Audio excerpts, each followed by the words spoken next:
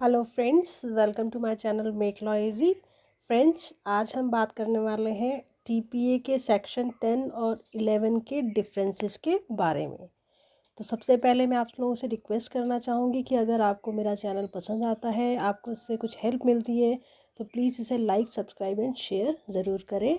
और मैं कोशिश करूँगी कि जो डिस्क्रिप्शन बॉक्स है उसमें मैं आपका जो जो भी प्लेलिस्ट वगैरह मैं बना रही हूँ, जैसे हिंदू लॉ की कंप्लीट आपको मिल जाएगी, एडमिनिस्ट्रेटिव लॉ की मिल जाएगी, लॉ ऑफ टॉट के आपको मिल जाएगी,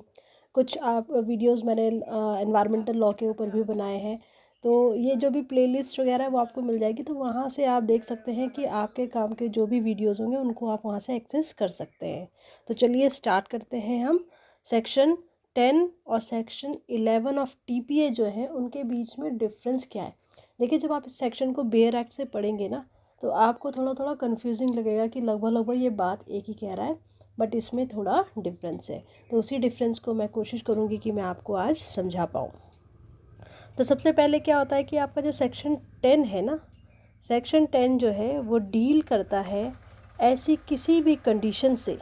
ठीक है ना, ऐसी किसी भी कंडीशन से जो कि रिस्ट्रेन करता है एलिनेशन को, मतलब फर्दर ट्रांसफ़र ऑफ प्रॉपर्टी जो है उसको रिस्ट्रेन करता है, मतलब उसमें बाधा उत्पन्न करता है या उसको रोकने की कोशिश करता है, ये कह सकते हैं। जबकि जो आपका सेक्शन 11 है ना, वो क्या बात करता है, वो बात करता है रेस्ट्रिक्शन रेपिग्नेंट टू इंटरेस्ट क्रिएटेड, मतलब वो ऐसी रेस्ट्रिक्शंस की बात करता है जो कि जो इंटरेस्ट क्रिएट किया गया है ट्रांसफरी के फेवर में। जैसे ये आप समझ सकते हैं, ए है, ये बी है। ये ए आपका ट्रांसफरर है जो प्रॉपर्टी ट्रांसफ़र कर रहा है, और बी जो है वो आपका ट्रांसफरी है जो कि प्रॉपर्टी जिसको मिल रही है। तो आपका सेक्शन 10 कहता है कि कोई भी कंडीशंस, ठीक है ना, सेक्शन 10 जो है का शॉर्ट में आप लिखना चाहें, जैसे पॉइंट्स में आपको एग्जाम में लिखना है, तो आप सेक्शन 10 डील करता है कंडीशंस रिस्ट्रेनिंग एलिनेशन, मतलब ऐसी कंडीशंस, ठीक है ना, जो कि एलिनेशन मतलब फर्दर ट्रांसफ़र ऑफ प्रॉपर्टी जो है, ट्रांसफ़र ऑफ प्रॉपर्टी जो है उसको रिस्ट्रेन करती है, इस पे बात करता है। जबकि आपका जो सेक्शन 11 है वो बात करता है रेस्ट्रिक्शंस रेपिग्नेंट टू इंटरेस्ट क्रिएटेड, मतलब जब ट्रांसफरी के फेवर में कोई इंटरेस्ट क्रिएट किया गया है और कोई ऐसी कंडीशन लगा दी जाती है, ठीक है ना, कोई ऐसी रेस्ट्रिक्शन लगा दी जाती है जो रेपिग्नेंट है, मतलब इनकंसिस्टेंट है इंटरेस्ट क्रिएटेड के, इसके बारे में बात करता है सेक्शन 11। तो इसको किस तरीके, देखो ये तो आपको लिखने के पॉइंट ऑफ व्यू से आपको आपको मतलब एग्ज़ाम में कैसे लिखना है, तो आप लिख सकते हैं कि सेक्शन 10 डील करता है कंडीशंस रिस्ट्रेनिंग एलिनेशन से, जबकि सेक्शन 11 जो है वो बात करता है आपका रेस्ट्रिक्शंस रेपिग्नेंट टू इंटरेस्ट क्रिएटेड। ध्यान रखिएगा, रेपिग्नेंट का मतलब होता है इनकंसिस्टेंस, या हम कह सकते हैं इनकंसिस्टेंट का मतलब क्या हो जाएगा कि जो अगेंस्ट है। फाइन, अब हम बात करते हैं, अब इसको थोड़ा सा डिटेल में समझने की कोशिश करेंगे कि सेक्शन 10 और सेक्शन 11 क्या कहते हैं। देखिए, सेक्शन 10 जो है ना,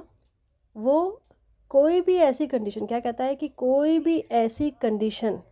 जो कि ट्रांसफरर, किसकी बात कर रहे हैं, जो कि ये ट्रांसफरर है, इम्पोज करेगा किसके ऊपर, ट्रांसफरी के ऊपर, ठीक है ना। सेक्शन 10 कहता है कि ट्रांसफरर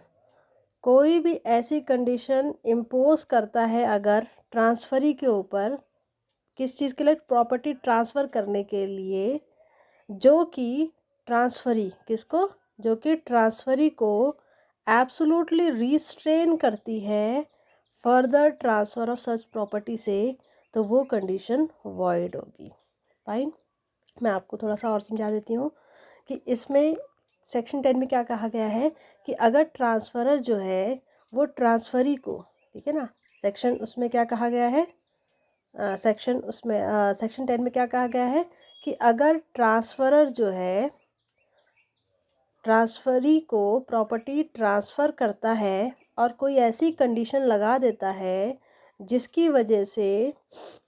बी जो है वो एब्सोल्युटली रिस्ट्रेन हो जाता है, मतलब ऐसी कोई कंडीशन जो कि बी को एब्सोल्युटली रिस्ट्रेन करती है, रोकती है further transfer of such property, उस प्रॉपर्टी को फर्दर ट्रांसफ़र करने के लिए जो कि उसे ट्रांसफरर से मिली है, तो वो कंडीशन आपकी वॉइड होगी, बट ट्रांसफ़र क्या होगा, वैलिड। मतलब ट्रांसफ़र को तो माना जाएगा कि भाई ए ने प्रॉपर्टी जो भी है वो ट्रांसफ़र कर दी है बी को, पर कंडीशन जिसकी वजह से बी जो है वो फर्दर ट्रांसफ़र नहीं कर पा रहा है प्रॉपर्टी को, तो वो कंडीशन आपकी वॉइड कहलाएगी। ठीक है ना। देखिए कंडीशन वॉइड इसमें भी है और कंडीशन वॉइड आपका सेक्शन 11 में भी होगी, बट किस चीज़ के लिए होता है, सेक्शन 10 बात करता है एब्सोल्युटली रिस्ट्रेनिंग की बात करता है फॉर फ्रॉम फर्दर ट्रांसफर। आपका सेक्शन 11 है ना, सेक्शन 11 जो है वो क्या बात करता है, क्या स्पेसिफाई करता है, सेक्शन 11 ये स्पेसिफाई करता है कि आपका अगर ट्रांसफरी के ऊपर, अगर ट्रांसफरी के ऊपर ऐसी कोई भी कंडीशन लगाता है, ठीक है ना, चलिए इसको दूसरे तरीके से समझते हैं, शायद ये आपके लिए कॉम्प्लिकेटेड ना हो जाए, कि अगर आपका जो ट्रांसफरर है, ये है आपका ए ट्रांसफरर, बी कौन है, ट्रांसफरी। अगर ए जो है वो अपनी प्रॉपर्टी ट्रांसफ़र करता है बी को, तो ए आपका ट्रांसफरर है, बी आपका ट्रांसफरी है। तो ए ने अपनी प्रॉपर्टी बी को ट्रांसफ़र करी और क्या करा, एक एब्सोल्यूट इंटरेस्ट क्रिएट कर दिया बी के फेवर में, ट्रांसफरी के फेवर में एब्सोल्यूट इंटरेस्ट क्रिएट कर दिया। फाइन। ए ने बी को प्रॉपर्टी ट्रांसफ़र करी और क्या करा, प्रॉपर्टी ट्रांसफ़र के साथ में एब्सोल्यूट इंटरेस्ट क्रिएट कर दिया किसके फेवर में, ट्रांसफरी के फेवर में। फाइन। और उसने कोई अगर ऐसी कंडीशन लगा दी, देखिए जब उसने ए ने एब्सोल्यूट ट्रांसफ़र कर दिया, अपना सारा इंटरेस्ट बी को ट्रांसफ़र कर दिया, और क्या कर रहा है वो एक कंडीशन लगा दे रहा है कि बी जो है, मतलब जो ट्रांसफ़र है, वो उस प्रॉपर्टी को कैसे यूज़ कर सकता है या कैसे यूज़ करना चाहिए उसे या कैसे यूज़ करेगा। अगर ऐसी कोई कंडीशन वो लगाता है जो कि ट्रांसफरी को डायरेक्ट करता है कि उसे प्रॉपर्टी का इस्तेमाल कैसे करना है, तो इस कंडीशन में भी, इस केस में भी इस तरीके की कोई भी कंडीशन आपकी वॉइड होगी। तो देखिए वीडियो बनाने का मकसद ये होता है कि आपको बार बार, मतलब बताने का मकसद ये होता है कि आपको अच्छे से समझ में आ जाए। तो होप आपको ये समझ में आ गया होगा कि किस तरीके से आप इसको मेंशन कर सकते हैं कि ऐसी कोई भी कंडीशन जो कि ट्रांसफरी के ऊपर इम्पोज की जाती है ट्रांसफरर के ज़रिए, एब्सोल्यूट इंटरेस्ट क्रिएट करने के बावजूद, ठीक है ना, एब्सोल्यूट इंटरेस्ट ट्रांसफरी के फेवर में क्रिएट करने के बावजूद कि भाई आपको प्रॉपर्टी इस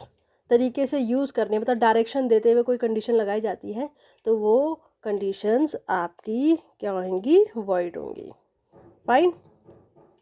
अगर शॉर्ट में हम बात करें तो आपका जो सेक्शन 10 है ना, वो बात करता है conditions for transfer of property.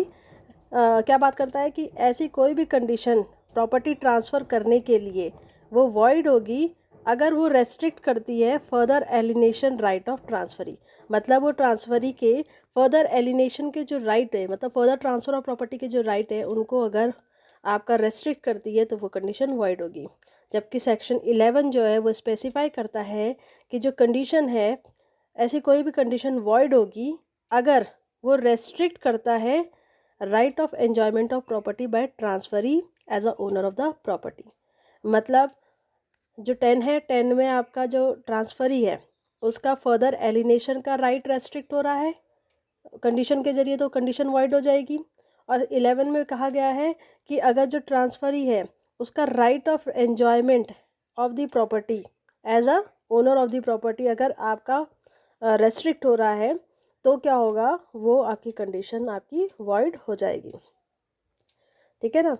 ये ध्यान रखिएगा, ये जो सेक्शन 11 की बात करी है हमने, इसमें जो आपका ट्रांसफरर है ना, ट्रांसफरर जो है, ट्रांसफरर के ज़रिए ट्रांसफरी को एब्सोल्यूट इंटरेस्ट क्रिएट किया गया हो उसके फेवर में। एब्सोल्यूट इंटरेस्ट मतलब पूरी तरीके से सारे इंटरेस्ट उसको दे दिए, सारे जो भी राइट्स वगैरह जो भी रिलेटेड था उससे सारे उसको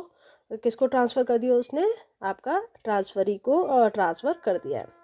section 10 of the transfer of property act जो है वो अप्लाई होता है आपके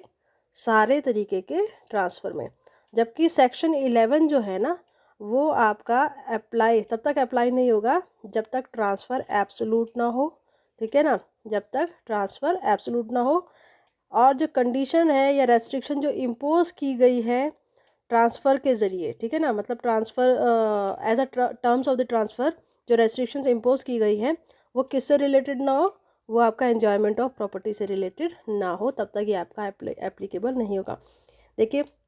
जो आपका सेक्शन 11 है वो मैं आपका ऑलरेडी डिस्कस कर चुकी हूँ कि सेक्शन 11 जो है उसमें आपका क्या क्या बात की गई है। उसमें मैंने आपको बताया था उसमें एक्सेप्शन भी होता है कि कई बार क्या होता है कि जो कुछ ऐसी कंडीशंस लगाई जाती हैं किसके ज़रिए, ट्रांसफ़र के ज़रिए, जो कि किसी एक पीस ऑफ लैंड के मतलब